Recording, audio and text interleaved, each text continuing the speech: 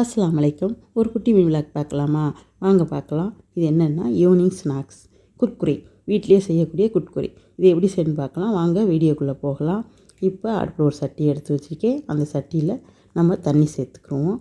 அது ஏன்னா 1 கப் கடலை மாவு, 1 கப் அரிசி மாவு ரெண்டையும் எடுத்து வச்சுக்குவோம். அந்த 2 கப்புக்கு 1.25 கப்பு தண்ணி சேர்த்துக்குருவோம். 1.25 கப்பு தண்ணி சேர்த்து அடுப்பில் அந்த சட்டியில் தேவையான அளவு உப்பு சேர்த்துக்குவோம். தண்ணி கொதிக்கட்டும்.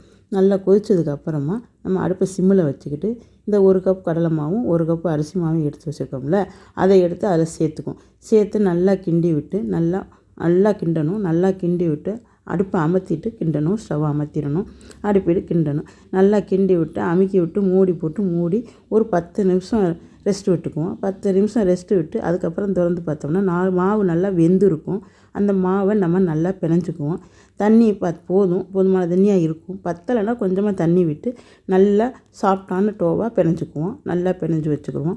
பிணைஞ்சி வச்சுக்கிட்டு அதை நம்ம குர்குரே எப்படி இருக்குமோ அதே மாதிரி கையில் கொஞ்சம் கொஞ்சமாக மாவு எடுத்து நல்லா உருட்டிக்கிடுவோம்.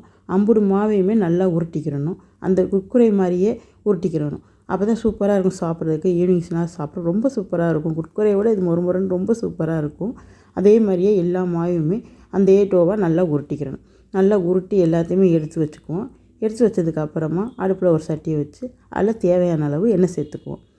எண்ணெய் சேர்த்து எண்ணெய் காயணும். நல்லா காயணும். போட்டோன்னே மேலே எலும்பி வர்ற மாதிரி அந்த அளவுக்கு நல்லா காயணும் எண்ணெய். நல்லா காய்ஞ்சதுக்கப்புறமா நம்ம உருட்டி வச்சுருக்க இந்த அம்புட் குர்குரேயுமே அதில் ஒவ்வொன்றா சேர்த்துக்குவோம். ஒட்டிடாமல் இருக்கிறதுக்காக கொஞ்சம் இடைவெளி விட்டு சேர்த்துக்கிறலாம். நல்லா சேர்ந்து அது நல்லா அம்புடையும் சேர்த்துருவோம். கொஞ்சம் கொஞ்சமாக சேர்த்து அம்புடையும் நல்லா வேகட்டும். நல்லா வெந்து வந்ததுக்கப்புறமா ஓரளவு அதுக்கப்புறமா திருப்பி விடுவோம். திருப்பி விட்டு எல்லாத்தையும் பெரட்டி விட்டு நல்லா மொறுமொறுன்னு வர்ற மாதிரி நல்லா வேக வச்சுக்கிடுவோம். இது நல்லா மொறுமொறுன்னு வரும். ரொம்ப சூப்பராக இருக்கும் இது சாப்பிட்றதுக்கு, ஈவினிங் ஸ்நாக்ஸாக சாப்பிட்றதுக்கு. இப்போ நல்லா வெந்து வரணும். இப்போ நல்லா வெந்து வருது பாருங்கள். இப்போ வந்ததுக்கப்புறமா எல்லாத்தையுமே நம்ம எடுத்துக்கிடுவோம். எல்லாத்தையுமே எடுத்து ஒரு பவுலில் சேர்த்துக்கிடுவோம். எல்லா குர்குரேயுமே எடுத்து ஒரு பவுலில் சேர்த்துக்குவோம். இது ஈவினிங் ஸ்நாக்ஸாக குழந்தைகளுக்கு கொடுத்தோம்னா ரொம்ப விரும்பி சாப்பிடுவாங்க.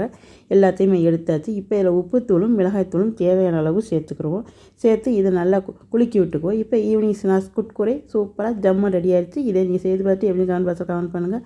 அடுத்த ஒரு குட்டி விழாக்கில் பார்க்கலாம். பாய்.